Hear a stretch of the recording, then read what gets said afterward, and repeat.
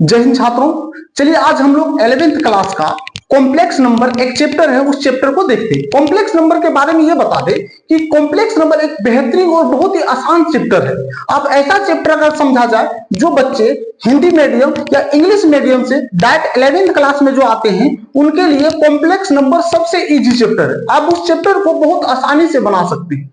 हम लोग complex number को देखेंगे तो कॉम्प्लेक्स नंबर आप लोग बोर्ड पर देखेंगे, कॉम्प्लेक्स नंबर को हिंदी में बोलते हैं सम्मिश्र संख्या बोला जाता है। अब हम लोग जानेंगे कि कॉम्प्लेक्स नंबर है क्या। तो कॉम्प्लेक्स नंबर के बारे में थोड़ा सा बता दें कि कॉम्प्लेक्स नंबर जो होता है वो कॉम्बिनेशन ऑफ रियल नंबर और इमेजिनरी नंबर। कहने का मतलब ये है कि उसमें जो होता है वास्तविक संख्याएं और काल्पनिक संख्याओं का क्या होता है, संयोजन होता है। उसी को हम लोग क्या बोलते हैं, कॉम्प्लेक्स नंबर बोलते हैं। यानी combination of real number and imaginary number, इन दोनों संख्याओं को क्या होता है, कॉम्बिनेशन होता है। चलिए सबसे पहले हम लोग क्या करेंगे, कॉम्प्लेक्स नंबर को जानेंगे। तो कॉम्प्लेक्स नंबर को जानने से पहले हम लोग क्या करना पड़ेगा, 10 क्लास का कुछ चीजों को समझना पड़ेगा। अब 10 क्लास में किन चीजों को समझना पड़ेगा, तो 10 क्लास में जो हम लोग क्वाड्रेटिक इक्वेशन पढ़े थे यानी द्विघात समीकरण जो पढ़े थे उसको जानेंगे, तभी हम लोग को कॉम्प्लेक्स नंबर सही तरीके से समझ में आएगा। तो सबसे पहले हम लोग क्या करेंगे, क्वाड्रेटिक इक्वेशन को हम लोग जानने का कोशिश करेंगे। आप लोग बोर्ड पर देख रहे होंगे कि क्वाड्रेटिक इक्वेशन को हम लोग क्या बोलते हैं, द्विघात समीकरण बोलते हैं। जो हिंदी मीडियम से जो बच्चे आए हैं उनको समझने में थोड़ा आसान रहेगा, इसलिए हम लोग दोनों माध्यम लिख दिए, इंग्लिश में और हिंदी में दोनों में लिख दिए।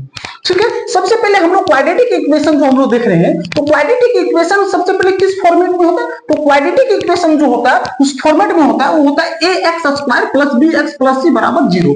इस बात को ध्यान में रखिएगा कि क्वाड्रेटिक इक्वेशन का जो फॉर्मेट होता है, जो जिस फॉर्म में होता है उस किस फॉर्म में होता है, तो होता है ax² + bx + c = 0। इस बात को ध्यान में रखिएगा।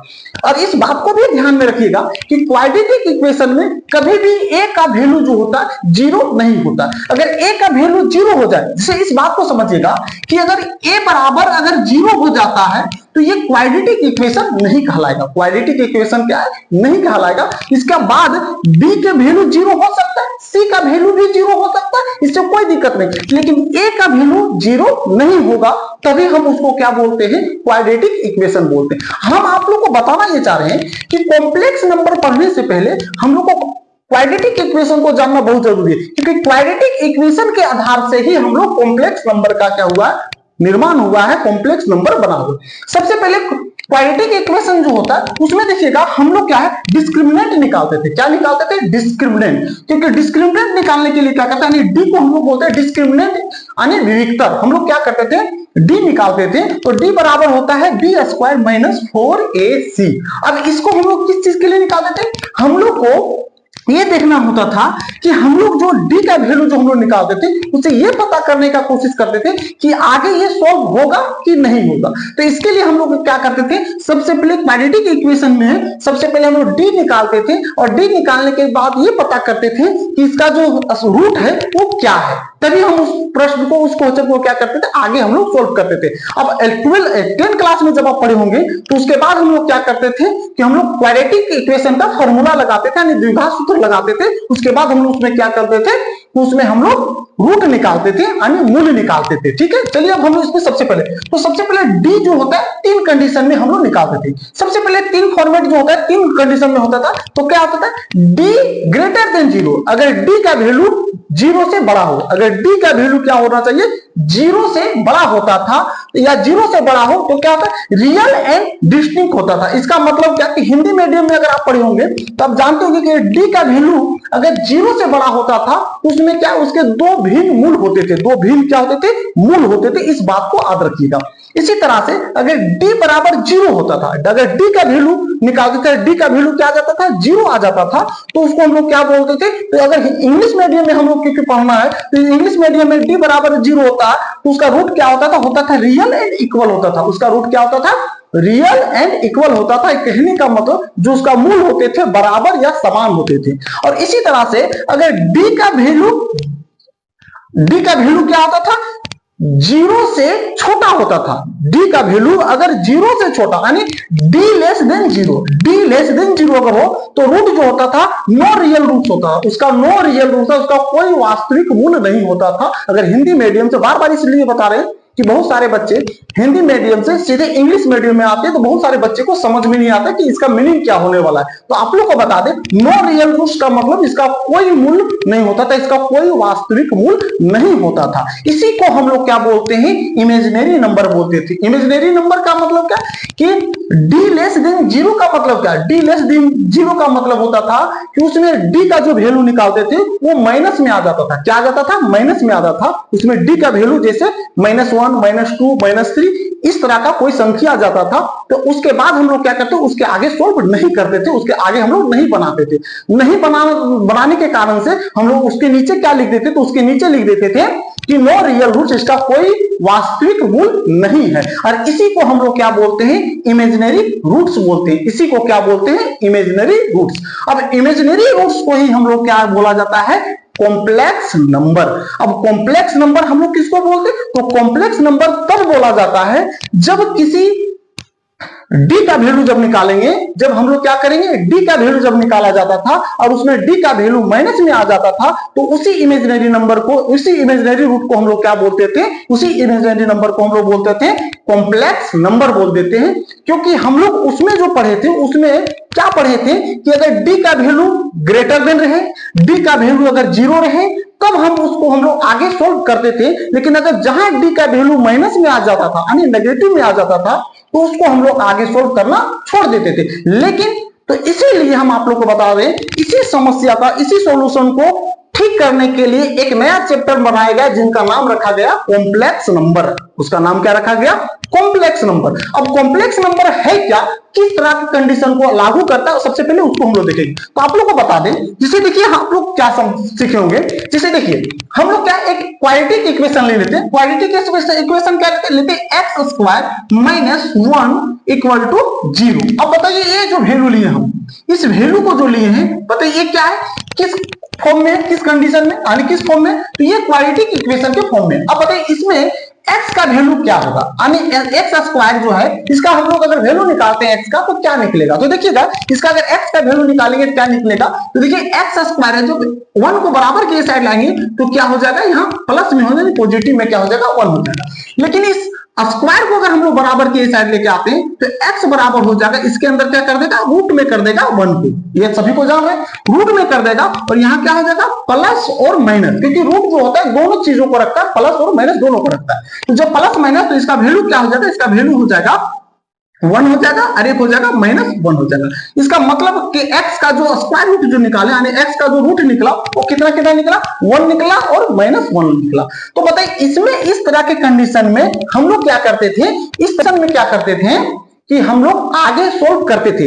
लेकिन अगर इसी तरह के फॉर्मेट में अगर हम लोग को इक्वेशन, यानी क्वाड्रेटिक इक्वेशन अगर इस तरह से हो जाए, कैसा रहेगा, अगर क्वाड्रेटिक इक्वेशन ऐसे रहे कि x² + 9 = क्या हो जाएगा, 0। अब बताइए इसका x का वैल्यू क्या बनेगा, इसका x का वैल्यू क्या निकलेगा। तो देखिएगा, इसका x का वैल्यू अगर निकालते थे, x² बराबर, क्योंकि 9 प्लस में है, अगर बराबर की ये साइड लाएंगे तो क्या चीज में हो जाएगा, माइनस में हो जाएगा। अब इस स्क्वायर को अगर ये साइड लेके आते हैं तो x बराबर क्या हो जाएगा, कि अगर हम लोग x² + 9 = 0, अगर इसका हम लोग स्क्वायर रूट निकालते हैं तो क्या निकलेगा। तो इसका स्क्वायर रूट अगर निकालते हैं तो देखिएगा, इसमें x का वैल्यू अगर हम लोग निकालने की कोशिश करेंगे तो सबसे पहले 9 को अगर हम लोग बराबर की ये साइड लाते हैं, क्या हो गया, माइनस में हो गया। अब माइनस में हो गया, तब हम लोग इसका x का वैल्यू अगर निकालते हैं, क्योंकि x² = -9 निकल गया, क्योंकि प्लस में है, अगर ये साइड आ गया क्या चीज में हो गया, माइनस में हो गया।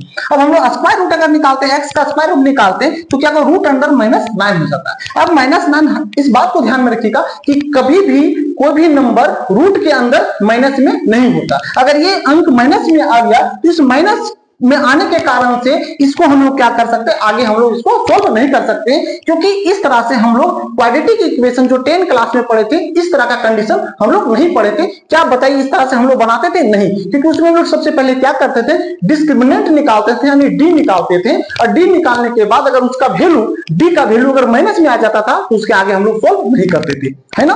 तो इसी को समस्या को, इसी तरह की समस्या को समाधान करने के लिए, इसी तरह की समस्या को सोल्यूशन करने के लिए एक चैप्टर बनाया गया जिसका नाम है कॉम्प्लेक्स नंबर। उसका नाम क्या है, कॉम्प्लेक्स नंबर। अब इस कॉम्प्लेक्स नंबर के आधार पर हम इस माइनस को कैसे हटा सकते हैं। इस माइनस को हटाने के लिए क्या किया जाता है, एक लेटर का उपयोग किया जाता है जिनका नाम है आई, और आई जो है एक ग्रीक लेटर है, जो किससे लिया गया है, जो लिया गया है आयोटा से लिया गया, और आयोटा क्या है, एक ग्रीक वर्ड है। ये कैसा वर्ड है, एक ग्रीक वर्ड है जिससे लिया गया है आई, और उसका वैल्यू क्या होता है, उसका वैल्यू होता है रूट अंडर -1। अब चलिए हम लोग सबसे पहले इसको समझने का कोशिश करते हैं। चलिए इसका हम लोग आगे सबसे पहले ये समझेंगे कि concept of iota, concept of iota के बारे में सबसे पहले हम लोग जानेंगे। चलिए कॉन्सेप्ट ऑफ आयोटा क्या है सबसे पहले समझते। तो आप लोग को बता दें कि आयोटा जो होता है एक क्या होता है, ग्रीक वर्ड है। आयोटा क्या है, एक ग्रीक वर्ड है। अब उसी ग्रीक वर्ड से क्या किया गया, आई ले लिया गया है, यानी आई आयोटा का एक ग्रीक लेटर है। जैसे हम लोग इसको जब बता देते हैं कि अगर -1 जो है, -1 जो है उसको -1 को हम लोग क्या से डिनोट करते हैं, आई से डिनोट करते हैं। माइनस यानी कहने रूट अंडर -1 को क्या से डिनोट करते हैं, तो आई से डिनोट करते हैं। और यही जो आई जो है इसी को हम लोग क्या है, ये आयोटा है। ये क्या है, आयोटा लेटर से लिया गया है, आई लिया गया है। अब इसको देखिएगा, अभी अगर ये समझ गए तो इसी के पैटर्न को आप समझ सकते हैं कि अगर किसी नंबर को अगर हम लोग ऐसे लिख दें, रूट अंडर लिख देते हैं, -4 लिख देते, तो बताइए इस माइनस को हटाया कैसे जा सकता है। तो माइनस को हटाने के लिए हम लोग इसको ऐसे लिख सकते हैं। हम लोग कैसे क्या कर सकते हैं, लिखेंगे, देखिएगा, लिखेंगे -1 इंटू √4, ऐसे लिख सकते हैं। अब ये दोनों को अगर ऐसे लिखते हैं तो देखिएगा इसका वैल्यू हम लोग क्या होता है, तो देखिए रूट अंडर -1 को हम लोग क्या से डिनोट करते हैं, आई से करते हैं, यानी आई क्या है, आयोटा है। तो इसको हम लोग लिखेंगे आई लिखेंगे, इंटू लिखेंगे √4 लिखेंगे। अब इसको अगर हम लोग सोल्व करते हैं तो क्या हो जाएगा, आई इंटू क्या हो जाएगा 2, और इसको हम लोग लिख सकते 2i। तो इसका आंसर क्या हो जाएगा, 2i हो जाएगा। तो इस तरह से हम लोग क्या समझते हैं कि कभी भी रूट अंडर में कभी भी कोई नंबर अगर माइनस में आता है तो उस माइनस को कभी भी रूट के अंदर ना नहीं होगा, और अगर नहीं होगा तो उस रूट को हटाने के लिए क्या करते हैं, उस जगह पे हम लोग आयोटा यानी आई का उपयोग करते हैं, और आई का उपयोग करके उस माइनस को क्या कर सकते हैं, हम लोग हटा सकते हैं। और इसलिए एक चैप्टर का निर्माण किया गया जिनका नाम रखा गया कॉम्प्लेक्स नंबर। कॉम्प्लेक्स नंबर विशेष करके इसीलिए बनाया गया है कि जो क्वाड्रेटिक इक्वेशन में थर्ड पार्ट जो होता है यानी d<0 जो आता है उसको समाधान करने के लिए, इसका सॉल्यूशन करने के लिए एक तरीके से कॉम्प्लेक्स नंबर के आधार पर हम लोग उसको आगे बना सकते हैं, क्योंकि इससे पहले जो हम लोग पढ़े थे उसके आगे सोल्व नहीं होता था, लेकिन अब इसको हम लोग आगे क्या कर सकते हैं, सोल्व कर सकते हैं, सॉल्यूशन कर सकते हैं। जैसे आप लोग इसको देख रहे होंगे, इसको हम लोग अगर इसका वैल्यू निकालेंगे कैसे निकलेगा, इसको हम लोग निकालने के लिए क्या करेंगे, सेम इसी तरह का प्रोसेस करेंगे। हम लोग लिख सकते हैं, लिखेंगे -1 इंटू 9। अब इसको हम लोग इस तरह से सेट करते हैं, लिखेंगे -1 इंटू √9। अब इसको क्या है कि इसका वैल्यू जो होगा, इसका जो हम लोग कितना लिख सकते हैं, इसके जगह पे हम लोग आई लिखेंगे इंटू √9 का जो स्क्वायर रूट होगा कितना होगा, 3 होगा। अब इसको हम लोग लिखेंगे 3i लिख सकते हैं, है ना। तो इस तरह से क्या होगा कि मेरा इसका माइनस का जो साइन है वो रूट अंडर में जो पड़ा वो क्या होगा, आई के कारण से उसको हटा दिया जा सकता है, हटा दिया जाता है।